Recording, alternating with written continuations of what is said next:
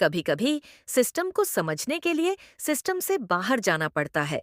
और जब कोई अफसर आम आदमी का चोला पहन लेता है तो डर और भ्रष्टाचार की जड़ें कांपने लगती हैं। ये कहानी है एक ऐसी अफसर की जो फल बेचते हुए न्याय बांट रही थी। नाम है प्रिया शर्मा, जिला अधिकारी, लेकिन आज फल वाली बन चुकी है।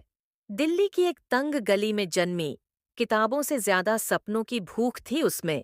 जब घर वाले बोले, लड़की हो, पढ़ लिख के क्या करोगी, तब उसने जवाब दिया, अफसर बनूंगी, ताकि कोई और लड़की ऐसे सवाल न सुने। प्रिया ने सालों की मेहनत के बाद यूपीएससी क्लियर किया।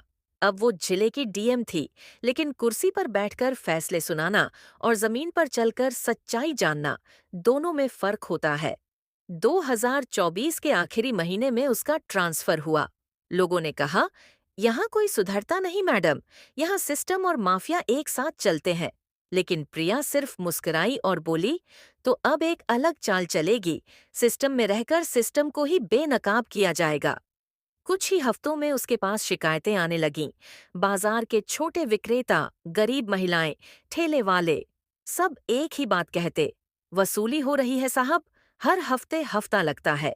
बिना रसीद, बिना रजिस्टर, बस एक नाम, दरोगा राजवीर सिंह, एक ऐसा दरोगा जो वर्दी के पीछे डर का कारोबार करता था। अब प्रिया के पास दो रास्ते थे, या तो फाइलें खोलकर जांच बिठाए या फिर मैदान में खुद उतर जाए। और तभी उसने किया वो फैसला जो किसी डीएम ने आज तक नहीं किया था। उसने अपना ओहदा नहीं, अपना रूप बदला। डीएम प्रिया शर्मा अब बन गई एक फल वाली। बालों में तेल, चेहरे पर थकान, हाथों में टोकरा और साड़ी में लिपटी एक साधारण औरत। किसी को क्या पता, ये वही महिला है जिसने सैकड़ों अफसरों को ट्रेनिंग दी है। उसी दिन जब वो बाजार पहुंची, दरोगा की वसूली वाली जीप भी आने वाली थी। लेकिन इस बार हिसाब किताब कुछ और होने वाला था। क्या दरोगा उस फल वाली की असल पहचान जान पाएगा? क्या सच्चाई की ये चाल कामयाब होगी? हर शहर की हवा में एक गंध होती है। कुछ जगहों पर ये मिट्टी की होती है, कुछ जगहों पर सिर्फ सिस्टम की सड़ांध। और जब कोई अफसर उस हवा में सांस लेता है तो या तो वो भी गंध से ढल जाता है या फिर वो हवा बदल देता है। इस बार हवा में कुछ और था, क्योंकि डीएम प्रिया शर्मा अब आम नहीं रही, वो एक मिशन पर थी। बाजार की सुबह, दरोगा की पहली एंट्री। सूरज निकला, फल वाले अपने ठेले लगाने लगे। प्रिया एक कोने में साड़ी पहने बैठी थी, आंखें खुली थीं, लेकिन नजरें झुकी थीं। तभी दूर से आवाज आई, जीप का हॉर्न। दरोगा राजवीर सिंह आ गया था, वही जिसके नाम से लोग दुकानें समेट लेते थे। दरोगा और पहली वसूली। दरोगा जीप से उतरे, एक एक ठेले के पास गए। किसी से 200, किसी से 500। कोई सवाल नहीं, कोई हिसाब नहीं। डर ही सबसे बड़ा सिस्टम बन चुका था। प्रिया चुपचाप देख रही थी। हर वसूली, हर चुप्पी, हर समझौता। दरोगा प्रिया के पास आता है। और फिर दरोगा की नजर पड़ी नई फलवाली पर। वो सीधे आया, मुस्कुराया नहीं, धमकाया। नई आई है क्या? नाम क्या है? प्रिया ने झुके सिर से कहा, पायल, अभी 2 दिन हुए हैं। दरोगा बोला, यहाँ काम करना है तो हर हफ्ते 300 देने होंगे, वरना ठेला उठ जाएगा। प्रिया की पहली प्रतिक्रिया। प्रिया ने आंखें उठाईं, 1 सेकंड के लिए, फिर मुस्कुराई और बोली, इतना ही ले रहे हैं सबसे? दरोगा चौंका। क्यों, ज्यादा देना चाहती है क्या? प्रिया ने सिर हिलाया। नहीं, जानना चाहती हूं कि डर की कीमत तय कौन करता है। दरोगा कुछ पल घूरता रहा, फिर मुड़कर चला गया। भीड़ की खामोशी, अंदर का तूफान। ठेले वाले प्रिया को घूर रहे थे। किसी ने धीरे से कहा, समझदार बन, वरना नुकसान तेरा ही होगा। प्रिया चुप रही, लेकिन उसके अंदर कुछ और जाग रहा था। ये सिर्फ रिश्वत नहीं थी, ये पूरे सिस्टम की जड़ में लगे दीमक का संकेत था। आज प्रिया ने देखा, दरोगा नहीं बदल रहा था। लोग चुप रहकर उसे बदलने ही नहीं दे रहे थे। Secret audio recording. अगले 2 दिन प्रिया फल बेचती रही, दरोगा पैसे लेता रहा, लेकिन हर बार प्रिया का फोन उसकी साड़ी के पल्लू में रिकॉर्डिंग कर रहा था। हर धमकी, हर जबरदस्ती, हर अवैध वसूली सबूत बनकर उसकी जेब में जमा हो रहे थे। ये सिर्फ जासूसी नहीं थी, ये उस ताकत का चेहरा बेनकाब करने की तैयारी थी जो वर्दी पहनकर डर फैलाता है। फाइनल मोमेंट से पहले की शांति। तीसरे दिन की शाम, प्रिया अकेली बैठी थी। सोच रही थी, क्या जनता साथ देगी? क्या उसकी पहचान खुलने पर कुछ बदलेगा? लेकिन जवाब वही था। अगर अफसर डर गया तो आम लोग क्या करेंगे? और तभी उसने तय किया, कल दरोगा को सरेआम रोकेगी। और वही दिन होगा जब झिल्ले की हवाओं में गंध नहीं, गर्जना गूंजेगी। अब तक सब चुप थे। अब एक आवाज उठेगी और उसी आवाज से हिलेंगे वो लोग जो खुद को सिस्टम समझ बैठे हैं। अगर आप भी भ्रष्टाचार के खिलाफ खड़े हैं, चेहरे हर जगह होते हैं, कुछ सामने, कुछ पीछे और कुछ नकाब में, लेकिन सबसे खतरनाक वो होते हैं जो आपके आसपास होते हैं और आप जान ही नहीं पाते कि उनका असली चेहरा क्या है। आज अफसर नहीं, जनता की फल वाली जानने वाली थी कि सबसे बड़ा डर अकेले खड़े होने में नहीं, बल्कि अकेले होने का एहसास दिलाने वालों में है। 3 दिन की रिकॉर्डिंग, दरोगा की आवाज, धमकियां, रिश्वत। प्रिया ने ये सब ड्राइव में सेव कर लिया। उसने अपने एक भरोसेमंद सहयोगी अभिषेक सरन को बुलाया। अभिषेक वही था जिसने प्रिया को इस भ्रष्टाचार की पहली रिपोर्ट दी थी। प्रिया बोली, सबूत पब्लिक के सामने लाएंगे, लेकिन सही वक्त पर। अभिषेक ने हाँ कहा, लेकिन उसकी आंखों में कुछ झलक गया, एक अजीब सी बेचैनी। डीएम ऑफिस में दरोगा का नाम कई बार लिया जा चुका था, लेकिन हर बार फाइल कहीं अटक जाती। प्रिया को अब समझ में आने लगा था, ये लड़ाई सिर्फ एक दरोगा से नहीं, ये लड़ाई उस सिस्टम से है जहां फाइलें भी चेहरों से डरती हैं। अगली सुबह बाजार में कुछ अजीब हुआ। प्रिया जब अपने फल ठेले पर पहुंची तो बाकी दुकानदारों ने उससे मुंह फेर लिया। कोई बात नहीं कर रहा था। कुछ लोग तो उसे घूरते हुए फुसफुसा रहे थे। इस औरत के कारण अब दरोगा नाराज है, सबकी शामत आएगी। उसी दिन प्रिया का ठेला तोड़ दिया गया। वो अकेली रह गई थी। रात में प्रिया ने अभिषेक को फोन किया, लेकिन उसका फोन बंद था। फिर उसे याद आया, दरोगा को अचानक कैसे पता चला था कि नई फल वाली ज्यादा बोलती है? क्या कोई उसके मिशन की जानकारी लीक कर रहा था? क्या वो इंसान जिसके साथ उसने योजना बनाई थी, वही दोगला चेहरा है? प्रिया ने उसी वक्त तय किया, अब भरोसा सिर्फ अपने अंदर की आग पर होगा। मिशन अब निजी हो चुका था। अगले दिन प्रिया फिर आई, बिना टोकरा, बिना फल। वो एक आम फल वाली नहीं, अब एक आवाज बन चुकी थी। उसने धीरे से कुछ ठेले वालों से कहा, मुझे सच बोलना सिखाया गया है, डरना नहीं। एक बुजुर्ग दुकानदार ने धीरे से कहा, हम भी तुम्हारे साथ हैं बेटी, पर हम भी टूटे हुए हैं। उसी क्षण प्रिया को समझ आ गया, ये लोग डर में नहीं जी रहे थे, ये छल में जी रहे थे। प्रिया ने अगली रात एक गुप्त कैमरा तैयार किया। अगले दिन उसने जाने अनजाने में दरोगा से फिर बात की। इस बार रिकॉर्डिंग नहीं, वीडियो चल रहा था। लेकिन तभी दरोगा ने अचानक कहा, जो अफसर अंडरकवर बनी बैठी है, उसे हम देख चुके हैं। प्रिया के चेहरे की रंगत बदल गई। क्या उसकी असलियत बाहर आ चुकी थी? छोटे चेहरे नहीं, अब बड़े नाम सामने आ रहे थे। सवाल अब दरोगा पर नहीं था, सवाल था, क्या सिस्टम के ऊपर भी कोई बैठा है जो सच्चाई को कुचलना चाहता है? जानिए अगले भाग में, फल वाली का भेष, जहां वो भेष अब सिर्फ दिखावा नहीं, बल्कि क्रांति का रूप बन जाएगा। अगर आप मानते हैं कि हर नकाब के पीछे एक सच्चाई होती है, भेष बदलना आसान होता है, लेकिन उस भेष को जीना सबसे मुश्किल। जब इंसान अपने असली रूप को छुपाकर सच्चाई के लिए लड़ता है, तो वो केवल किरदार नहीं निभा रहा होता, वो इतिहास बना रहा होता है। आज की कहानी है उस फल वाली की, जो अब सिर्फ फल नहीं बेच रही, वो बेच रही है सिस्टम की चुप्पी को। अंडरकवर अफसर को हम देख चुके हैं। दरोगा के ये शब्द प्रिया के कानों में जैसे आग बनकर गूंजे। अब खेल खुल चुका था। उसने ठेला वहीं छोड़ा और सीधे में कंट्रोल रूम पहुंची। वो जानती थी दरोगा के पास सूचना भीतर से जा रही है। लेकिन कौन था वो जो सिस्टम में बैठकर सिस्टम को गिरा रहा था? अगले दिन प्रिया ने योजना बदली। इस बार न कैमरा था, न माइक, सिर्फ आंखें और हिम्मत। वो दरोगा की आंखों में आंखें डालकर बोली, भाई, हफ्ता तो दूंगी, लेकिन अपने तरीके से। दरोगा हंसा, बोला, जुबान लंबी है तेरी, तमीज सिखा देंगे। प्रिया की मुट्ठी कस गई, लेकिन चेहरे पर वही शांत भाव। खेल शुरू हो चुका था, और इस बार चाल थी बिना हथियार के। उसी शाम बाजार में हलचल मची। एक महिला फूट फूट कर रो रही थी। उसका ठेला उठवा लिया गया था, सिर्फ इसलिए कि उसने वसूली से मना कर दिया। तभी वो फल वाली, यानी प्रिया, सामने आई। उसने उस महिला को सबके सामने गले से लगाया और कहा, अगर आज हम चुप रहे तो कल हमारी बेटियां भी डरेंगी। भीड़ सन्न थी।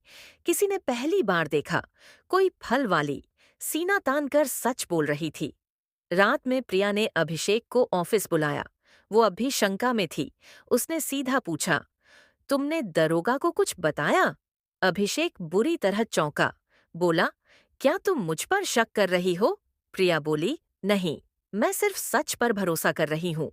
फिर उसने एक पेन ड्राइव निकाली, जिसमें दरोगा और उसके गुर्गों की वसूली के क्लिप थे। बोली, अगर तुम्हारा दिल साफ है तो कल सुबह ये मीडिया को दो। अब अगली चाल अभिषेक की थी। अगली सुबह बाजार में सब कुछ शांत था, लेकिन आंखों में डर साफ था। तभी दरोगा की गाड़ी फिर आई। वो फल वाली के पास रुका। दरोगा, तू बहुत बोलने लगी है, अब तेरे बोल बंद कर देंगे। प्रिया ने ठेले के नीचे से एक पुरानी रसीद बुक निकाली और दरोगा के मुंह पर फेंक दी। तेरे नाम पर जो रिश्वत लिखी गई है, अब उसकी रसीद पूरे देश को दिखेगी। दरोगा अवाक। भीड़ जमा हो गई थी। कहानी अब जमीन पर थी और सच मंच पर। अब दरोगा सिर्फ एक किरदार नहीं रहा, अब वो एक प्रतीक बन चुका था। उस हर सिस्टम का जो कुर्सी की ताकत से इंसानियत को कुचलता है। और फल वाली, वो अब सिर्फ अंडरकवर नहीं, पब्लिक वॉरियर बन चुकी थी। जब सच्चाई और सत्ता आमने सामने खड़े हो जाएं, तो या तो सिस्टम झुकता है या वो टूट जाता है। लेकिन जब एक औरत अपने ही सिस्टम की कमान संभालती है, तो गुंडे, अफसर और नेता सबकी हिम्मत जवाब दे देती है। आज की कहानी उसी टकराव की है, जहां डीएम बनी फलवाली अब सीधे ललकारेगी दरोगा को। बाजार की उस शाम दरोगा राजवीर ने पुलिस जीप से उतरते ही कहा, तुम जैसे बहुत देखे हैं हमने, ये फल सब्जी का ड्रामा बंद कर, वरना कचरे में फेंक देंगे। प्रिया मुस्कुराई, वो मुस्कान जिसमें डर नहीं, चुनौती थी। कचरा तो तुम हो जो हर रोज लोगों की मेहनत पर गंदगी फेंकता है। पूरा बाजार ठहर गया। एक फलवाली ने पुलिस अफसर को सबके सामने जवाब दे दिया था। राजवीर गुस्से में लाल, आज तेरा ठेला नहीं, तुझे उठवा दूंगा। लेकिन वो दिन अलग था। प्रिया ने अपने सीनियर अफसरों को पहले ही सूचित कर दिया था। मीडिया भी आस-पास छुपा था। और जो कैमरे कल तक छुपकर रिकॉर्ड करते थे, आज खुलेआम साक्षी बनने वाले थे। प्रिया ठेले के पीछे से निकली और पहली बार एक बड़ी फाइल उसके हाथ में थी। उसने कहा, ये है तुम्हारी करतूतों की रिपोर्ट दरोगा साहब। रिश्वत, जबरदस्ती, महिलाओं से दुर्व्यवहार, सब दर्ज है इसमें। दरोगा चौंका। तू कौन है? प्रिया ने ठेले के नीचे रखा डीएम का पहचान पत्र निकाला और दरोगा के सामने रखा। मैं वही हूँ जिसके ऑफिस में तू झुक कर सलाम करता है। भीड़ दंग। दरोगा के होश उड़ गए। फल वाली नहीं, जिले की डीएम उसके सामने खड़ी थी। कैमरे ऑन हो चुके थे। मीडिया वाले दौड़ पड़े और प्रिया ने सबके सामने कहा, आज से वसूली बंद, आज से डर खत्म और आज से सिस्टम में सफाई शुरू। उसके बाद क्या हुआ? दरोगा के गिरेबान में हाथ पड़ा। पुलिस टीम, जो अब तक मौन थी, उसे गिरफ्तार कर चुकी थी। वो चिल्ला रहा था, साजिश है, ये साजिश है। लेकिन प्रिया शांत थी। वो जानती थी, एक बार असली चेहरा उतर गया तो चीखें भी बेअसर होती हैं। बाजार में तालियां बज रही थीं। लोग सिर झुकाए शुक्रिया कर रहे थे। फलवाली अब उनकी उम्मीद बन चुकी थी। प्रिया अपनी कुर्सी पर लौटी, लेकिन अब वो कुर्सी एक मिशन की तरह थी। उस दिन उसने कहा, मैंने वो फल नहीं बेचे, मैंने भरोसे का स्वाद लौटाया है। और इसी भरोसे के साथ अगला कदम होगा सिस्टम के अंदर छुपे नेताओं से टकराव। क्योंकि दरोगा गिरा है, लेकिन जो उसे खड़ा करता था, वो अब भी कुर्सी पर बैठा है। जब एक कहानी शहर की गलियों से निकलकर पूरे सिस्टम में गूंजने लगे, तो लोग दो हिस्सों में बंट जाते हैं। एक जो बदलाव से डरते हैं और दूसरे जो बदलाव के लिए लड़ते हैं। आज की कहानी उसी शहर की है जिसकी नजरें अब सिर्फ एक फल वाली पर नहीं, एक डीएम की ईमानदारी की अग्नि परीक्षा पर टिकी है। दरोगा की गिरफ्तारी के बाद शहर में सिर्फ एक ही नाम था, प्रिया दीदी, जो कभी सड़क पर फल बेचती दिखती थीं, अब चैनलों पर, सोशल मीडिया पर हर जगह दिख रही थीं। लोग घरों में चर्चा करने लगे, पहली बार किसी ने कुछ किया है। क्या वाकई एक डीएम ऐसा कर सकता है? लेकिन जैसे जैसे तारीफें बढ़ीं, वैसे वैसे आंखें भी तेज होने लगीं। कुछ अफसर अब बेचैन थे, क्योंकि प्रिया की लपट अब उन्हें भी जला सकती थी। डीएम ऑफिस के अंदर एक बैठक चल रही थी। वहां मौजूद थे 3 विभाग प्रमुख, जो दरअसल दरोगा के पीछे खड़े थे। एक ने कहा, अगर ये ऐसे ही चलता रहा, तो हमारी दुकानें बंद हो जाएंगी। दूसरे ने कहा, उसे ही गलत साबित करना होगा, उसके चरित्र पर सवाल उठाओ। और इसी के साथ एक और खेल शुरू हो चुका था, सत्ता के पीछे से प्रहार। वहीं अभिषेक, जो प्रिया के सबसे नजदीकी अधिकारी थे, अब दोराहे पर खड़े थे। अफसर लॉबी उन्हें अपने पक्ष में लुभाने की कोशिश कर रही थी। कहा गया, अगर तुमने उसका साथ छोड़ा तो अगला डीएम तुम्हें सीढ़ियों बना देगा। अभिषेक ने पहली बार प्रिया की तरफ शक से देखा। वो सोचने लगा, क्या मैं वाकई सही पक्ष में हूँ या मैं सिर्फ एक मोहरे की तरह इस्तेमाल हो रहा हूँ? उधर जनता ने सोशल मीडिया पर एक मुहिम शुरू कर दी थी। फल वाला डीएम रोज नई क्लिप वायरल हो रही थी। कोई कहता, मेरे बेटे को स्कूल में दाखिला मिला डीएम दीदी की वजह से। कोई कहता, अब मोहल्ले में पुलिस वसूली नहीं करती। ये आवाजें सिस्टम के कानों में आग बनकर गूंज रही थीं। एक आम आदमी की ताकत अब दिखाई दे रही थी। लेकिन ठीक उसी समय एक अफवाह फैली, डीएम प्रिया का किसी नेता से रिश्ता है। लोकल अखबारों ने हेडलाइन छापी, क्या ये महिला अफसर वाकई ईमानदार है? प्रिया को झटका लगा। उसने अपने ऑफिस में सबको बुलाया और कहा, अगर मैं गलत हूं तो कुर्सी छोड़ दूंगी, लेकिन अगर सच हूं तो इस कुर्सी को हथियार बनाऊंगी। और यहीं से कहानी ने फिर मोड़ लिया। अब सिर्फ सिस्टम नहीं, समाज खुद सवालों के घेरे में था। जब एक औरत अकेली डटी रहती है हर उस गलती के सामने जो सालों से मिटाई नहीं गई, तो पूरा शहर उसे देखता है और वही शहर अब तय करेगा कि वो उसे सिर पर चढ़ाएगा या मिट्टी में दबा देगा। अगर ईमानदारी एक आईना है, तो राजनीति वो धुंध है जो उसे धुंधला कर देती है। और जब एक ईमानदार अफसर सत्ता के दलदल में उतरता है, तो या तो वो नायक बनता है या फिर एक और शिकार। आज की कहानी डीएम बनी फलवाली की वो लड़ाई है जो अब लोकल गुंडों से नहीं, बल्कि ऊंचे पदों पर बैठे गंदे हाथों से है। डीएम ऑफिस में एक चिट्ठी आती है विधायक रणवीर तिवारी की तरफ से। वो प्रिया को चेतावनी देता है, हर चीज को साफ करना तुम्हारा काम नहीं, कुछ चीजें ज्यों की त्यों रहने दो।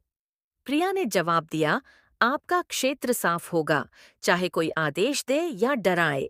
विधायक ने मुस्कुराते हुए कहा, डीएम मैडम, कभी कभी फल भी झर उगलते हैं। और यहीं से एक नया मोर्चा खुल गया। रणवीर तिवारी ने अपने स्तर पर योजना बनाई, प्रिया को ट्रांसफर करवाने की। एक मंत्रालय को पत्र भेजा गया, डीएम बिना अनुमति मीडिया में सक्रिय है, अनुशासनहीनता बरती गई है। अफसरों के बीच हलचल शुरू हो गई।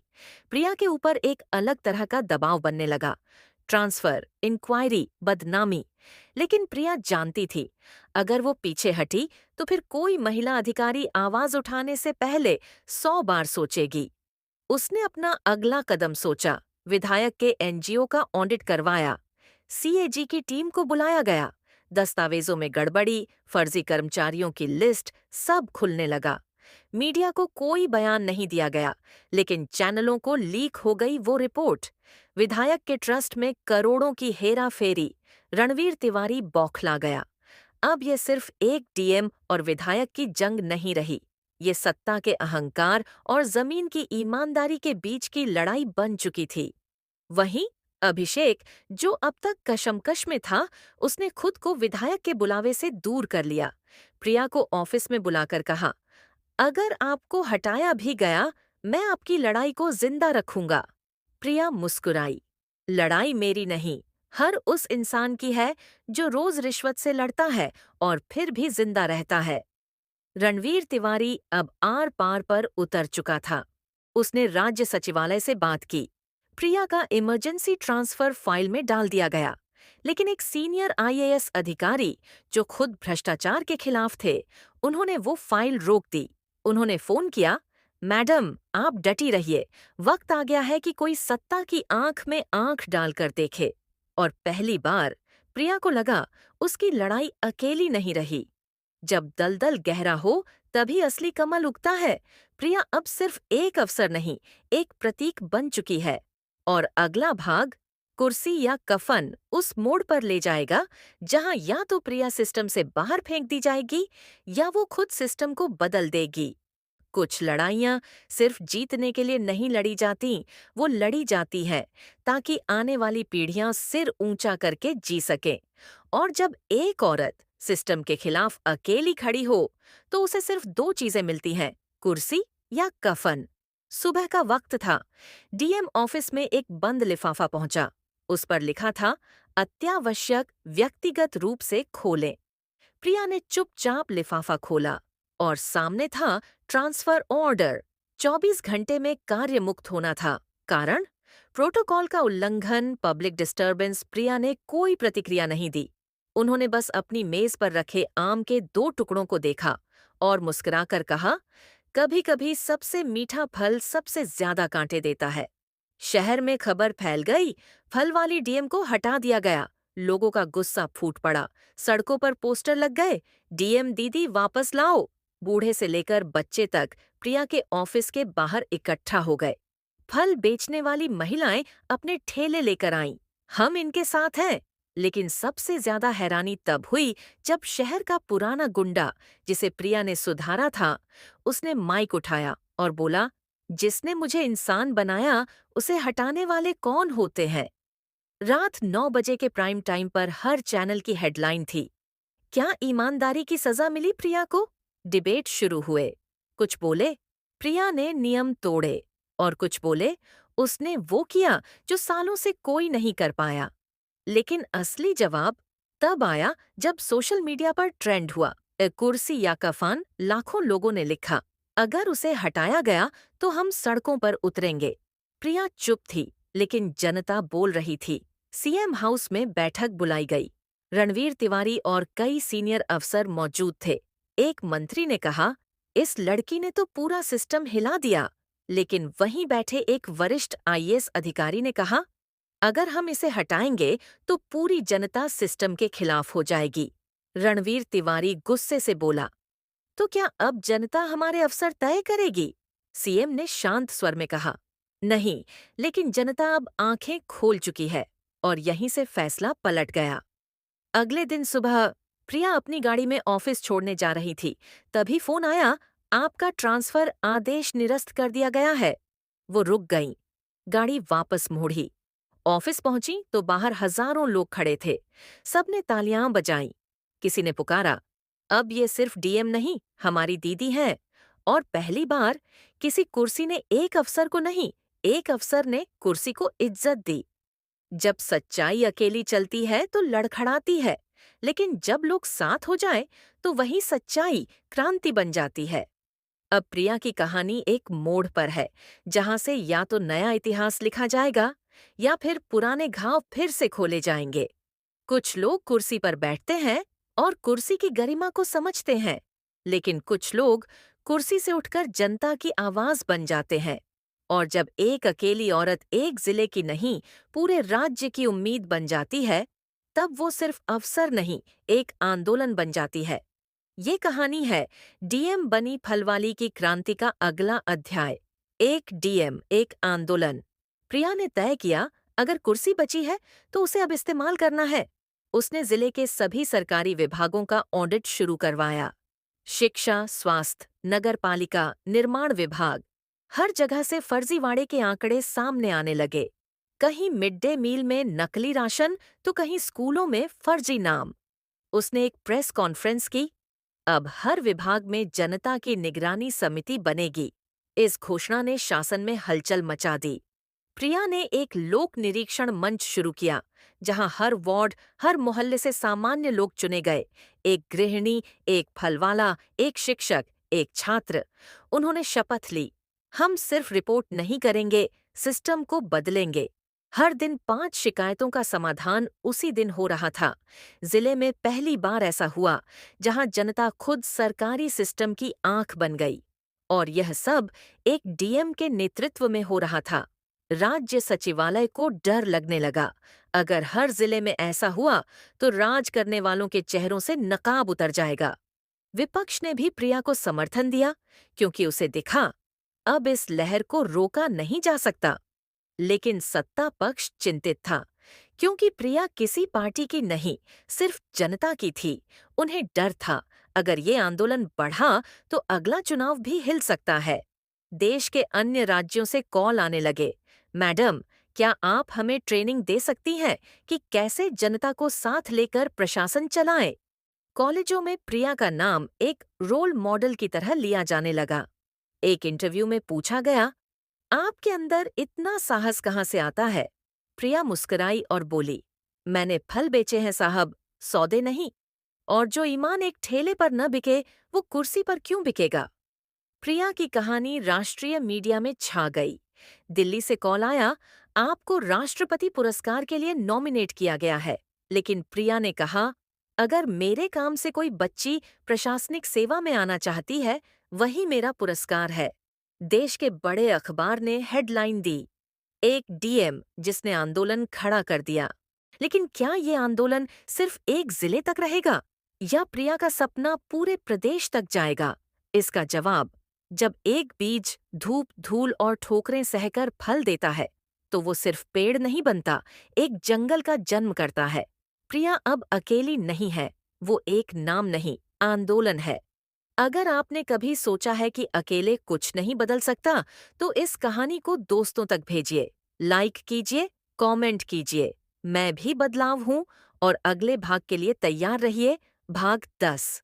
एक क्रांति की आखिरी चाल, जिसमें यह तय होगा कि क्रांति जीती या सिस्टम भारी पड़ा। हर क्रांति का एक अंत होता है, लेकिन उसका असर पीढ़ियों तक रहता है। जब एक फल बेचने वाली बेटी कुर्सी तक पहुंचती है और फिर उस कुर्सी से क्रांति की शुरुआत करती है, तो इतिहास सिर्फ लिखा नहीं जाता, बोलता है। आज आप सुनने जा रहे हैं इस पूरी लड़ाई की आखिरी चाल। प्रिया के काम की तारीफ अब पूरे देश में हो रही थी, लेकिन जितना बड़ा समर्थन, उतना ही बड़ा डर भी सत्ता के गलियारों में पनप रहा था। एक रात प्रिया के घर पर एक लिफाफा पहुंचा। कोई नाम नहीं, बस एक लाइन, या तो रुक जाओ या मिटा दिए जाओ। उसी दिन एक बड़ा नेता मिलने आया। उसने कहा, पार्टी में आ जाइए, चुनाव लड़िए, सीएम की कुर्सी आपका इंतजार कर रही है। प्रिया मुस्कराई और बोली, मैं कुर्सियों से नहीं, जमीर से चलती हूँ। और यहीं से शुरू हुई एक आखिरी जंग। सरकारी ऑफिस के एक फाइल रूम में एक नकली घोटाले की स्क्रिप्ट लिखी गई। एक जाली ऑडिट रिपोर्ट निकली। प्रिया ने एक एनजीओ को गैरकानूनी फंडिंग दी। मीडिया में ब्रेकिंग न्यूज आई, डीएम प्रिया पर घोटाले का आरोप। अगले दिन उन्हें ऑफिस से गिरफ्तार कर लिया गया। जनता स्तब्ध थी। सड़कों पर लोग उतर आए, लेकिन शासन सख्त था। कानून सबके लिए बराबर है। जेल में प्रिया ने सिर्फ एक बात कही, अगर मेरे जाने से लोग जागे हैं, तो ये बलिदान मंजूर है।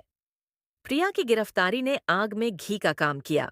अब ये सिर्फ आंदोलन नहीं, एक जन विद्रोह बन चुका था। हर जिले में प्रिया समर्थक मंच बन गए। छात्र सड़कों पर, महिलाएं हाथों में पोस्टर लिए। एक लड़की सब पर भारी सोशल मीडिया पर ट्रेंड हुआ। न फ्री डीएमपी हल वाली देश के वरिष्ठ न्यायाधीश ने स्वतः संज्ञान लिया। और 7 दिन के भीतर प्रिया बाइज्जत रिहा हो गईं। जेल से बाहर निकलते हुए उन्होंने सिर्फ इतना कहा, मैं अब अकेली नहीं, अब पूरा देश जाग चुका है। लोगों को लगा अब प्रिया राजनीति में जाएंगी, लेकिन उन्होंने एक प्रेस कॉन्फ्रेंस बुलाई और कहा, मैं न नेता हूं न खिलाड़ी, मैं एक व्यवस्था सुधारने आई थी। अगर मेरी जगह किसी और को ये करने की ताकत है, तो मैं वापस ठेला लगाने को तैयार हूं। इस बयान ने सबको हिला दिया। क्योंकि पहली बार किसी ने कुर्सी को ठुकरा दिया था, इज्जत बचाने के लिए। 1 साल बाद प्रिया ने प्रशासन से इस्तीफा दे दिया और एक नया अभियान शुरू किया। ईमानदार भारत फाउंडेशन। देश भर के युवा इसके हिस्से बनने लगे। उनके काम पर एक वेब सीरीज बनी, स्कूलों में उनके नाम के कमरे बने और सबसे बड़ी बात, उनकी कहानी ने हजारों लड़कियों को सपना देखने की हिम्मत दी। क्रांति हमेशा तलवार से नहीं आती, कभी कभी वो आती है एक फल की टोकरी लेकर और ईमानदारी की मुस्कान के साथ। प्रिया चली गई, लेकिन वो आवाज छोड़ गई जो आज भी हर कोने में गूंजती है, मैं कुर्सी नहीं, बदलाव हूँ। यदि आपको यह कहानी पसंद आई हो तो हमारे YouTube चैनल को लाइक, कमेंट और शेयर करना न भूलें। आपका एक लाइक हमें नई कहानियां बनाने की प्रेरणा देता है। आपका कमेंट हमें आपसे जोड़े रखता है और आपका शेयर इस कहानी को और लोगों तक पहुंचाता है। धन्यवाद।